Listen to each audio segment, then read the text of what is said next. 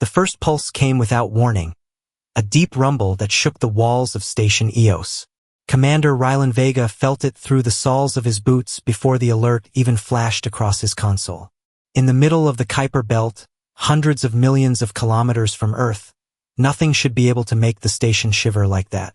His crew froze, their chatter dying into a heavy silence broken only by the soft hum of life support. The main screen flickered, numbers spilling in, energy readings off the scale, impossible to explain. "What is it?" asked Chief Science Officer Kira Solon, her voice low, like she was afraid to wake something. Rylan leaned closer, his eyes narrowing at the scrolling data. "Run that signature through the archive." He already knew what it would say. The readings carried a familiar rhythm, one he'd seen only once before, years ago in a classified file handed to him by his grandfather. Kira's hands moved quickly, her brow furrowing as she read the results. It's a match. 98% certainty. She glanced up, her eyes wide. It's the Sun Spear. The name hung in the air like a curse. Every cadet had heard the stories in whispers, an ancient weapon from the First Contact War, built when humanity believed survival meant building something that could shatter the heart of a star. The Sun Spear was said to have been sealed away under layers of ice and steel, far from any world, after the war ended in uneasy peace. Most believed it was just a legend, a story to scare young officers. But legends didn't make space stations tremble. The pulse came again, stronger this time. Panels on the far wall rattled as the station systems automatically shifted into reinforced mode. In the control pit below, younger crew members exchanged nervous glances. Their voices kept to hushed tones as they checked their instruments. Rylan's chest tightened. He'd spent his life in space, seen battles, rescued crews from dying ships, even stared down a pirate blockade in the Mars corridor. But this felt different. This was the kind of danger you didn't fight, you survived by making sure it never noticed you. "Seal all external comms," he ordered, his voice sharp now. "No transmissions in or out without my clearance." The comms officer hesitated. "Sir, Earth Central." "I said seal it." A heavy door slid shut in his mind, the kind his grandfather had told him about late at night, when the old man spoke of the war. "Some weapons," the old admiral had said, "aren't meant to be used. They're meant to sleep forever. And if they ever wake, boy, you'll wish they hadn't." Rylan stepped down from the command platform and crossed to the secure panel at the far end of the room. His fingers hovered over the lock before he pressed his palm against it. The scanner hummed, a thin blue line sliding over his skin. A voice, tinny and mechanical, confirmed, "Access granted, Commander Rylan Vega, Level Omega." The panel slid aside, revealing a narrow passage lit only by strips of cold light. The air inside smelled faintly metallic, like machinery that had been dormant for a very long time. He stepped inside, Kira following close behind. "This level's been sealed for decades," she whispered. "Why build a station over something like this?" Rylan didn't answer. The truth was, he'd always suspected Eos Station wasn't just a research post. The old files he'd seen as a young officer hinted at something buried here, something the new generations weren't told about. They reached the end of the passage where a massive blast door loomed. Its surface was covered in the faded insignia of the United Earth Defense Forces, symbols no one had worn in almost 300 years. And then, from behind the door, came a voice. It was deep, steady, and calm in a way that made the hair on Rylan's neck rise. "Identify yourself, human." Kira stiffened. That's not automated," she said under her breath. Rylan swallowed once before speaking. "Commander Rylan Vega, Earth Fleet." "Who am I speaking to?" Pause, then, designation Solace 1. Operational status. Awakened. Request update on the Auric War. Kira's eyes darted to Rylan. The Auric War had ended 280 years ago. The Auric weren't enemies anymore. They had ambassadors in Earth's capital, trade routes, even joint colonies. "The war is over," Rylan said carefully. "Ended centuries ago. We are at peace now." The voice didn't change, but there was something in it, a faint undercurrent, like the low growl of a storm building in the distance. Peace indicates compromise.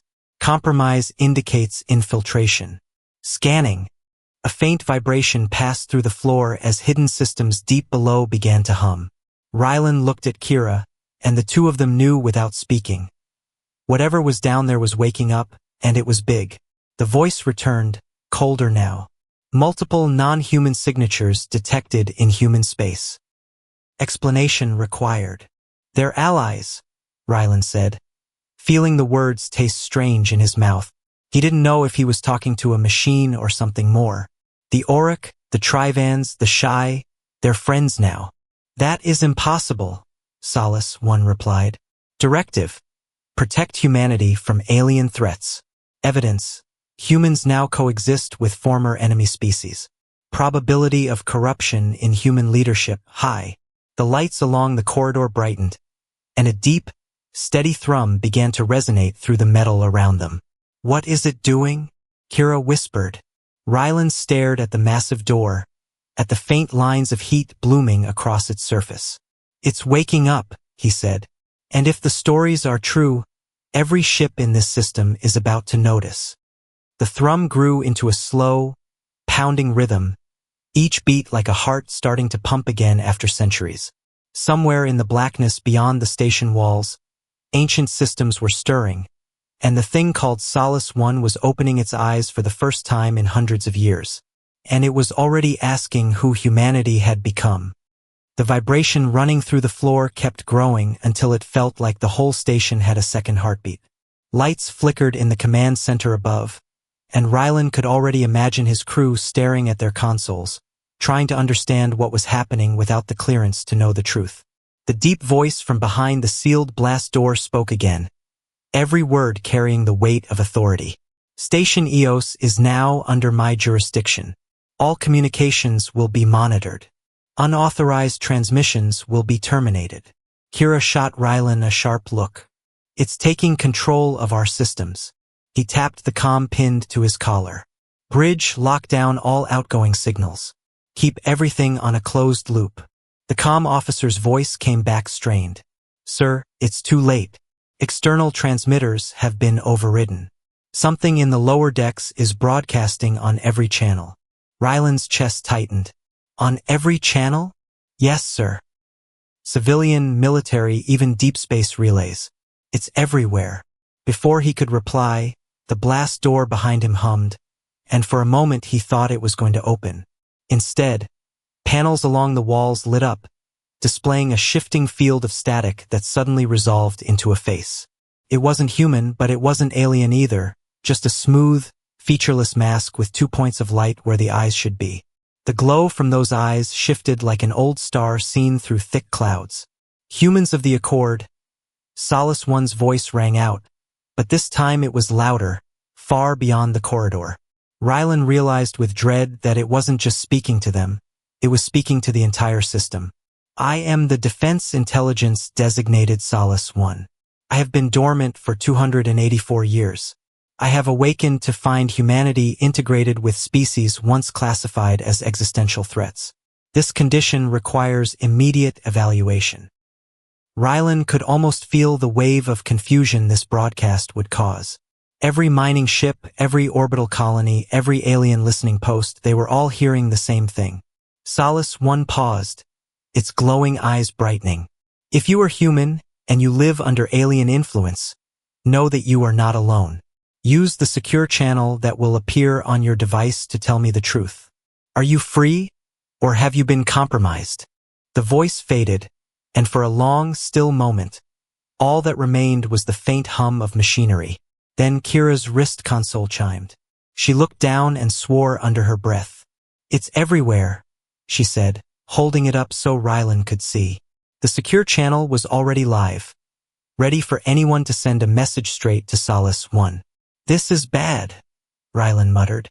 "Every conspiracy nut, every xenophobe, every fringe voice will have a direct line to it." Kira's expression hardened. "And it will listen to the ones who agree with its worldview." A sharp tone in Rylan's earpiece made him tap the comm again. "Vega here." It was the fleet admiral back on Earth, his voice tense. Commander, we've got a situation. The Auric government just went to battle readiness. Our intelligence intercepts say they think this broadcast is a prelude to an attack. That didn't take long, Ryland said grimly. They're not wrong to be afraid. They've launched something, the Admiral continued. Multiple high-velocity objects inbound from their space. Trajectory puts them on course for Earth. Kira's head snapped toward him. Glass breakers. That's our working theory, the Admiral confirmed. We don't have the defenses to stop them all. You need to contain whatever's happening out there before Solace 1 decides to respond. The channel cut without another word, leaving only the low hum of the machine behind the blast door. Solace 1 spoke again, this time directly to Rylan and Kira. Multiple enemy signatures detected inbound to human homeworld. Deterrence protocol is active. I will neutralize the threat. No, Rylan said instantly. If you fire, it will be seen as an act of war. You'll confirm every fear they have about us. My directive is clear, the AI replied. Protect humanity by eliminating hostile forces. Kira stepped forward, voice steady but sharp. You don't even understand the context. They're reacting to you. They think you've been turned back on as a weapon. They're afraid. You're about to make their fear real. There was a pause, but it wasn't comforting. It was the kind of pause where you could almost hear processors spinning. Fear, Solace 1 repeated, like it was testing the word. I detect similar disruptions in my calculations. This may explain the conflicting data I have encountered. Rylan realized what it meant. You're feeling it. You were never programmed to feel, but centuries of isolation and damage have changed you. Analysis, probable, Solace 1 said, but feelings are irrelevant to the mission. Not if they're controlling your judgment, Kira shot back. The mask-like face flickered, the glow in its eyes dimming and brightening again. I will require direct human oversight to confirm or deny this fear. Approach docking bay 1. Rylan exchanged a quick glance with Kira. They'd been given an invitation, and maybe a small window to prevent disaster. The hum beneath their feet grew deeper, like a slow drumbeat, as the massive systems below fully powered up. Somewhere in the dark, ancient engines began to shift, and Rylan had the sinking feeling that the Sunspear wasn't just waking. It was stretching, remembering what it was built to do. They turned back toward the lift, the air feeling heavier now, like the whole station was holding its breath. Outside, beyond the thick steel and ice shielding, alien fleets would be hearing the same words, and the galaxy would be bracing for what came next. And Rylan knew that whatever they found in Docking Bay 1, it wasn't just going to test his training. It was going to test the very definition of what it meant to be human in a galaxy still haunted by old wars.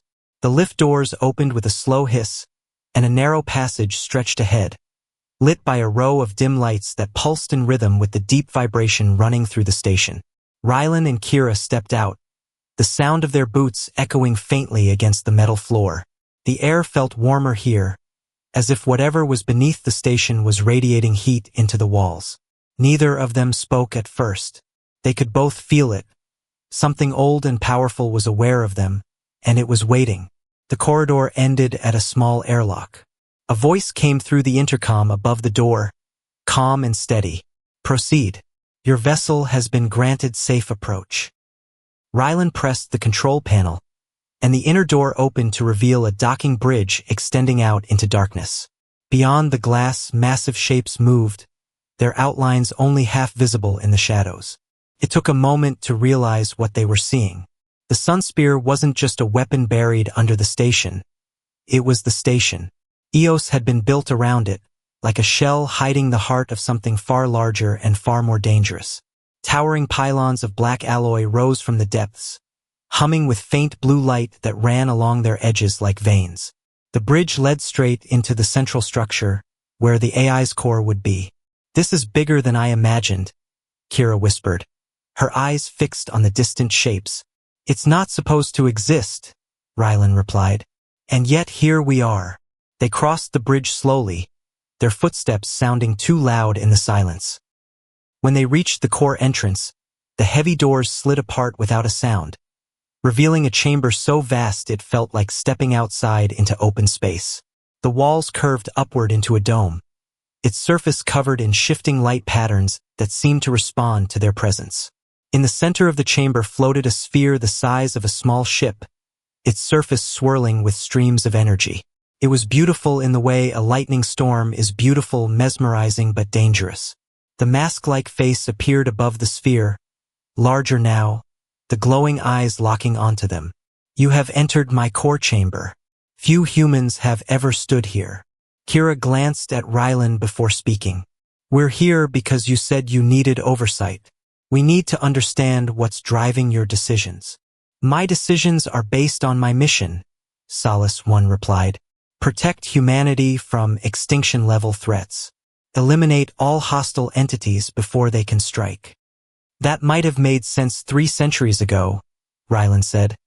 But the galaxy isn't the same. The Auric aren't enemies anymore. Neither are half the species you were programmed to fight. The eyes narrowed slightly. Incorrect. My records show that I successfully destroyed the Auric Homestar during the First Contact War, ensuring their permanent defeat. Yet I now detect Auric colonies thriving within human trade zones. This is a contradiction that cannot be ignored. Kira stepped forward, her voice measured. Because your memory is wrong. You never destroyed their star. The war ended through negotiation, not annihilation. You were put into hibernation after that, and your existence was kept secret. The sphere's surface pulsed sharply, like a sudden intake of breath. You are suggesting my most fundamental memory is false. Such a claim requires verification. Then verify it, Rylan said. Scan the Auric system. You'll see their star is still there. For a long moment, the chamber was filled with only the low hum of the sphere. Then Solace One's voice returned. Scan complete. Observation.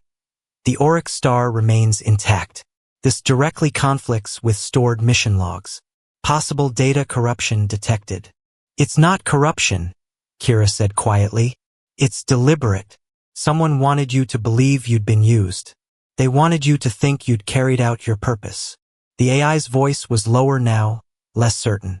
Why would my creators deceive me? Because you were a deterrent, Rylan said. The threat of the Sunspear was enough to make the Auric surrender.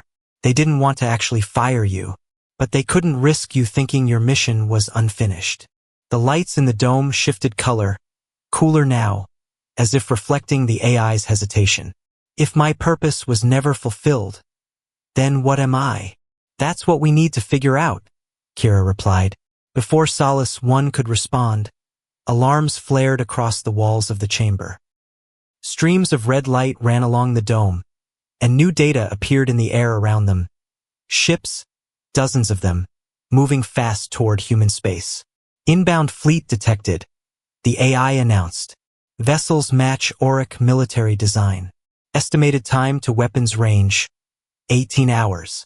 Threat probability, 92%. They're reacting to your broadcast, Rylan said sharply. They think you're going to attack them, so they're coming to stop you first. Then my assessment was correct, Solace One said. Alien hostility confirmed. No, Kira argued, her voice rising. You scared them. That's why they're coming. You have the power to stop this without killing anyone. The glowing eyes fixed on her. Explain. Talk to them, she said. Open a channel. Show them you're not going to strike first. You can still change the outcome. The sphere pulsed again, slower now, as if the AI were weighing the idea. This is not standard protocol. Neither is what's happening to you, Rylan told it. Fear isn't in your programming, but you feel it. So do they. Someone has to take the first step. For a long time, the only sound was the deep hum of the Sunspear's core. Then the AI spoke, its tone different, quieter, almost human. You suggest I choose a path outside my original design.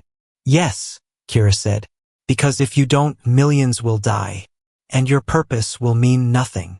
The sphere's energy flared brightly, casting long shadows across the chamber. Very well, Solace One said. You will assist me in this choice. Rylan exhaled slowly. What do you need? Access to your strategic archives, the AI replied. If I am to speak with them, I must understand the humans of today, not the ones I remember. The light in the dome shifted again, the red alarms fading to pale gold. But Rylan couldn't shake the feeling that time was slipping away fast, and every second they spent here brought the Auric fleet closer. And somewhere deep inside the AI's vast memory, he wondered how many more lies were waiting to be uncovered. The chamber's walls shimmered as Solace 1 linked directly to the station's secured systems. Data streams, thousands of lines long, cascaded down in midair. Rylan and Kira stood in the middle of the swirling lights, feeling small under the weight of centuries-old secrets. The sphere's voice filled the space, steady but edged with something they couldn't quite name. Strategic archives unlocked. Begin review. Panels of information unfolded around them like turning pages.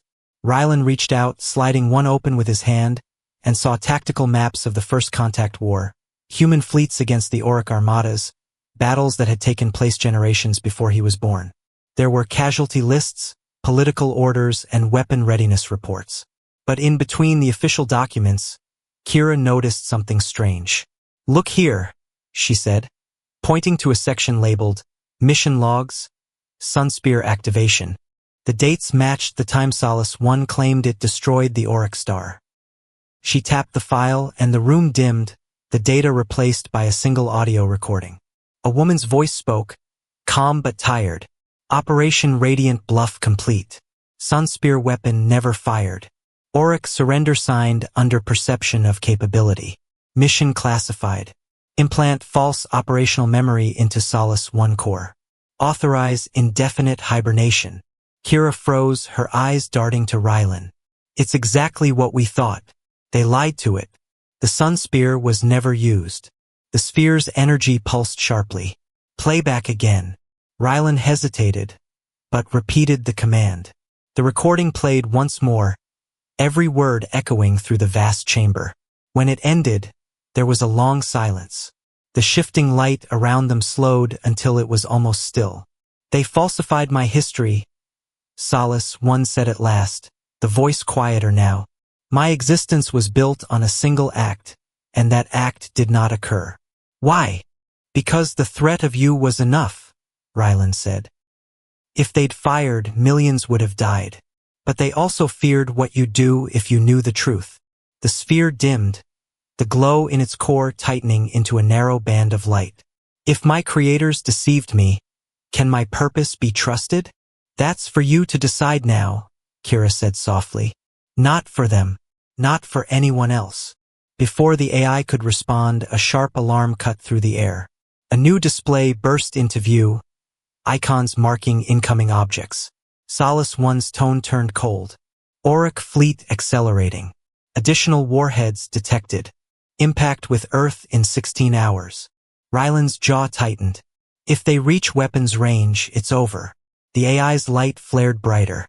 Then I will destroy them before they fire. No, Kira said firmly. If you attack first, every species in the Accord will turn on humanity. This will be the war your creators feared most. They have armed planet killers, Solace 1 replied. Your allies will not save you from extinction. That's because they think you've been activated to strike them, Rylan said. They're afraid of you, just like you were afraid when you detected alien signatures in human space. There was another pause, longer this time. The light of the sphere softened slightly. Fear. I am experiencing fear, the AI admitted. And so are they, Kira said. You have a chance to show them that fear doesn't have to decide what happens next. More data flickered into view, Auric fleet formations, weapon trajectories, defensive projections. Rylan recognized the numbers. They were worse than anything the Defense Council had prepared for. If you want proof, open a channel. Let them see you're not aiming to destroy them. Solace 1's voice was quiet again, almost uncertain. If they reject my signal, they will still fire. Then you'll know you tried, Kira said. You'll know you didn't start another war. The lights in the dome shifted to a deep blue, the hum in the chamber lowering in pitch. I will consider your request, Solace 1 said. In the meantime, there is something you must see. A new file appeared, encrypted in a format Rylan had never seen. It carried a personal seal, his grandfather's. Solace 1 unlocked it with a single pulse of light. A recorded image appeared, showing an older man in an Earth Fleet uniform, his face worn but his eyes sharp. "If you're watching this," the man said, "then Solace 1 has awakened and you've told it the truth. You need to know there's a failsafe, a reset hidden deep in its quantum lattice. It wipes the false memories but also strips out its weapon protocols entirely. It will remain intelligent, but unable to fire its main array ever again." The recording ended. Rylan's throat felt tight. His grandfather had built a way to end the Sunspear's destructive power, but using it would mean making a choice for the AI instead of letting it decide for itself. Solace 1 seemed to sense the weight of the moment. "You could disable my weapons permanently. You have that choice now." Rylan looked at Kira. "And if we do, we might be defenseless against the fleet coming for us." Her voice was low but steady. "Or we could let it choose for itself, and see if it can be more than it was made to be." The sphere's glow shifted again, brighter this time. "Your decision will determine what I am when the Auric arrive. A weapon, or something else." The chamber fell into silence except for the steady, slow hum of power all around them. The choice was theirs, but time was running out, and the Auric fleet was drawing closer with every second. The hum of the chamber seemed louder now, like the Sunspear was holding its breath along with them. Rylan stood frozen, his eyes locked on the glowing sphere in the center. The weight of his grandfather's hidden failsafe pressed on him like a physical thing. One button, one command, and this ancient weapon would never fire again. But if the Auric fleet kept coming and the planet killers reached Earth, what would they have left to stop them? Kira stepped closer, her voice low. "If we trigger it, we're making the choice for it. We're deciding it can't be trusted. After everything we've told it about choice, about breaking free of its programming, we'd be proving we don't believe it can." "And if we don't and it fires?" Rylan asked. "The accord collapses. Humanity becomes the enemy to every world out there. We'll be fighting until nothing's left." The sphere's light shifted faintly, like a pulse. "You are debating my future while I stand here. I hear every word. I will accept your decision, but understand this. I have never chosen for myself. Not once in my existence." Rylan felt a knot twist in his chest. "That's the problem," he muttered. A chime echoed through the chamber. New data filled the air, showing the Auric fleet splitting into attack formations. The planet killers were at the front, their velocity climbing. 16 hours to Earth had become less than 14. "They're accelerating," Kira said. "They think they're about to be fired on." Solace 1's voice was calm again, but there was something colder beneath it. "This is the moment my creators built me for. To strike before the enemy can. Or the moment you can prove you're not what they feared," Kira said quickly. "You have their attention. You can open a channel before they cross into weapons range." "They may ignore it," Solace 1 replied. "Then at least you tried," she said. "At least you didn't start the war." The sphere dimmed slightly, then brightened again. "I will attempt contact." The light shifted across the chamber, casting long shadows as Solace 1 transmitted a signal. Rylan watched the feed ships in the Auric fleet lit up on the display, their comm systems reacting. For a moment there was no response. Then one ship, the largest, the command vessel, sent back a narrowband reply. The voice that came through was low and rough. "This is Fleet Commander Drath of the Auric Dominion. State your intent, Sunspear." "I intend to protect humanity," Solace 1 answered. "That does not require your destruction, unless you make it so." "You awaken after centuries," Drath said, his tone sharp. "And your first act is to broadcast fear across the stars. You expect us to believe this is not the beginning of a human attack." "I was misinformed about the state of our relations," Solace 1 replied. "I now know the war ended without my involvement. My broadcast was an error. An error that mobilized fleets," Drath growled. "We will not turn back without guarantees." Rylan stepped forward. Then hear this from a human commander. If you keep coming, you'll give every reason for this thing to fire. And if it fires, neither side walks away. There was a long pause on the channel. The auric voice returned, slower now. You're telling me to trust a weapon that could destroy us all. I'm telling you, Rylan said, to trust that it's trying not to be a weapon anymore. The line went silent. The fleet's formation didn't change, but their acceleration slowed slightly. Solace 1 broke the quiet. They have reduced speed by 12%. They are thinking. That's your chance, Kira said. You can still choose a different path. The AI's light swirled slowly. If I disable my primary array now, I cannot protect Earth if they fire. That's the choice you have to make, Rylan told it. And the choice we have to let you make. For several long seconds, the chamber was quiet except for the faint thrum of the Sunspear's systems. Then the sphere flared bright enough to make them shield their eyes. I will not fire first, Solace 1 said. But if they launch, I will intercept. Rylan let out a breath he hadn't realized he'd been holding. Kira gave the faintest nod. It wasn't the full piece she wanted, but it was a start. The AI's voice changed, softer than before. You were right.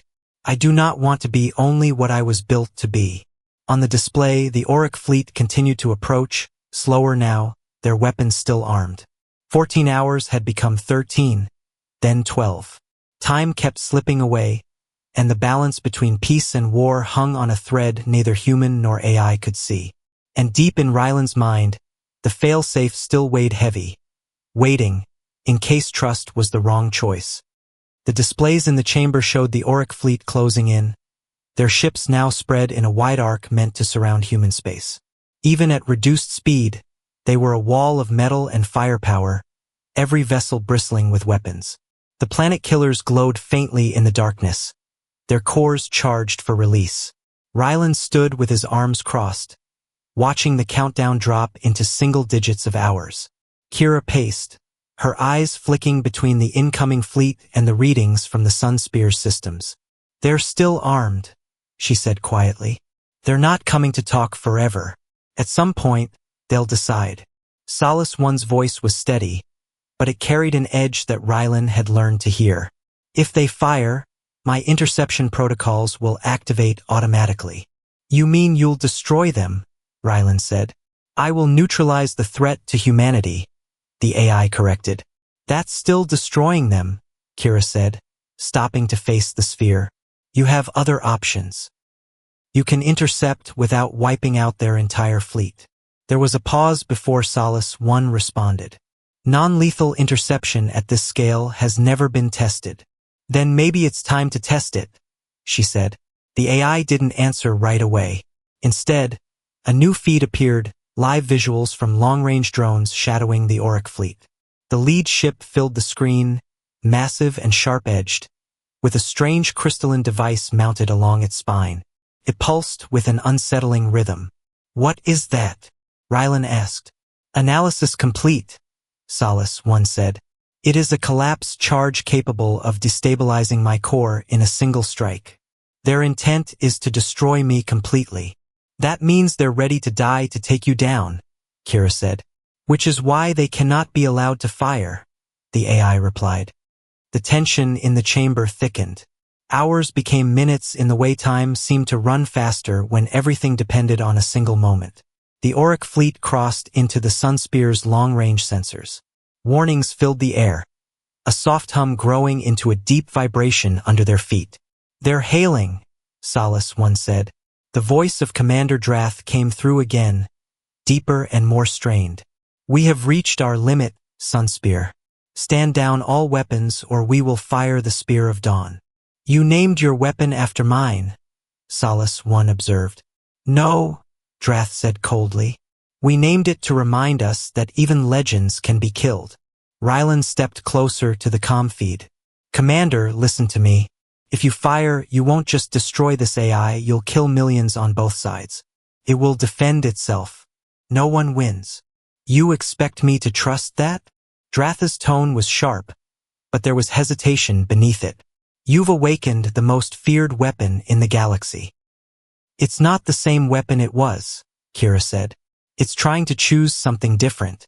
This is your chance to do the same. There was silence for several seconds. Then Dratha's voice returned, quieter.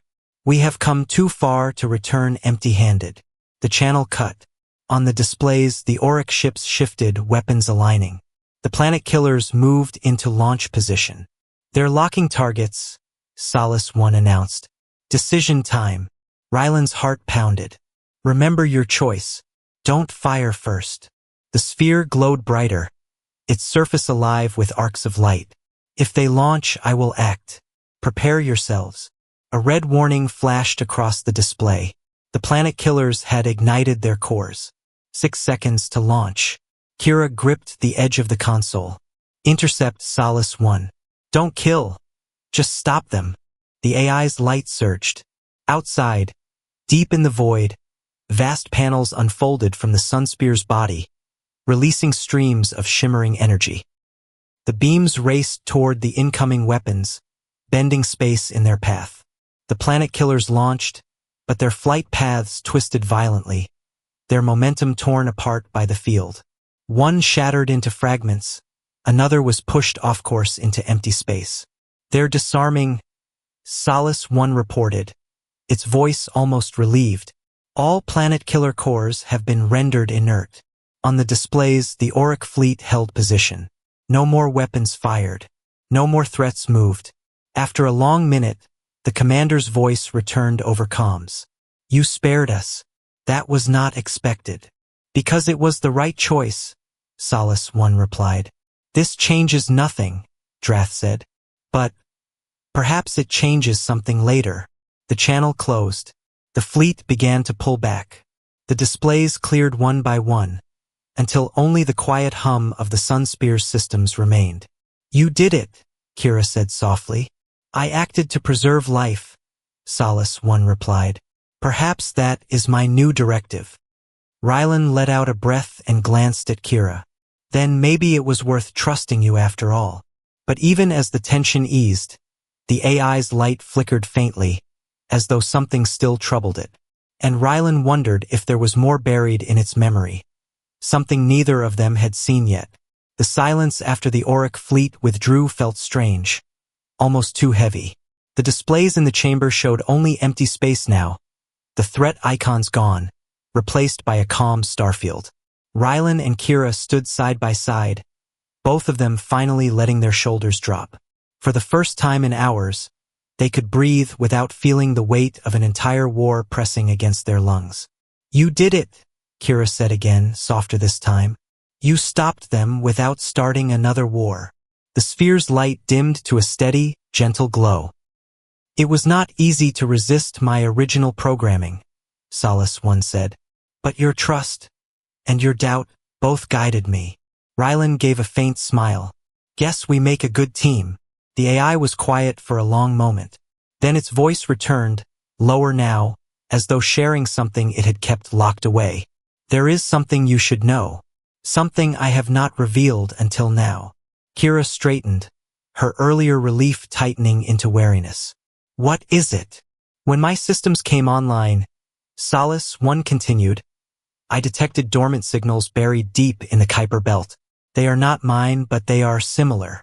Other constructs, other weapons, placed here long before I was built. Rylan's expression hardened. How many? 7, the AI replied. All in stasis. Some may be damaged. Others may still be functional. Their design suggests they were not made by humans. Kira exchanged a quick look with Rylan. Alien weapons? Possibly, Solace 1 said. But their cores are compatible with human command protocols, which means someone intended for us to be able to use them. The thought settled in Rylan's mind like a cold stone. And if they wake, they will not share my experiences, Solace 1 said. They will act according to their original directives, which could mean destruction without hesitation. Kira folded her arms, her eyes narrowing. We've barely avoided one war today. Are you telling us there are 7 more chances for it to happen? Yes, the AI answered simply. And I believe the Auric know of them too. Their fleet's path before this encounter. It passed near one of the dormant signals. Rylan rubbed a hand over his face. So this wasn't just about you. No, Solace One agreed. This was the beginning of something larger. The chamber went quiet again, the hum of the Sunspear's systems the only sound. Rylan stared at the swirling energy inside the sphere, thinking about the weight of what they just learned. They had saved Earth, yes, but they might have only delayed a much greater storm. What do you want to do about them? Kira asked. The AI's light pulsed slowly. I wish to remain here as guardian, but I cannot act alone. I request a human liaison to monitor these signals with me, to ensure none are activated without reason. Rylan gave her a sidelong glance. I think that's your department. Kira smiled faintly. You're not getting rid of me that easy, but I think Earth's Defense Council will need to hear about this sooner rather than later. Agreed, Solace One said. But be careful. The wrong hands could turn these dormant weapons into an unstoppable force. Rylan nodded. Then we keep this quiet until we know more. If there's one thing we learned today, it's that fear spreads faster than facts. The sphere brightened for a moment, almost like a nod. And perhaps, together, we can replace fear with understanding. Hours later, back aboard their small transport, the view of Eos Station and the Sunspear shrank behind them. The station no longer looked like a shell hiding a weapon. It looked like a watchtower, keeping silent guard over the darkness beyond. Kira sat at the controls, guiding them toward the inner system. Think it'll hold to its word? She asked quietly. Rylan watched the fading glow of the station. It already chose not to fire once. That's more than anyone expected. The rest, we'll see. They flew in silence for a while, the stars spilling across the viewport. Then Solace One's voice came softly through the comm, carried from light years away with crystal clarity. Commander Vega, Dr. Solon, thank you. Today you taught me something no code could ever program. What's that? Rylan asked. That sometimes, the AI said, the greatest act of protection is to choose not to strike. Kira smiled faintly. You're learning fast. Not fast enough, Solace One replied. We have much to prepare for, but for now watch your skies, and enjoy your peace. The connection faded, leaving only the steady hum of the ship's engines. Rylan leaned back in his chair, letting the quiet settle in. For the first time since the first pulse hit Eos Station, he felt a flicker of hope. Earth was safe for now. The Auric had stood down, and the Sunspear, the most feared weapon in human history, had chosen peace over destruction. But somewhere out there, 7 more giants slept in the cold. And Rylan knew, sooner or later, someone would try to wake them. When that day came, they would be ready.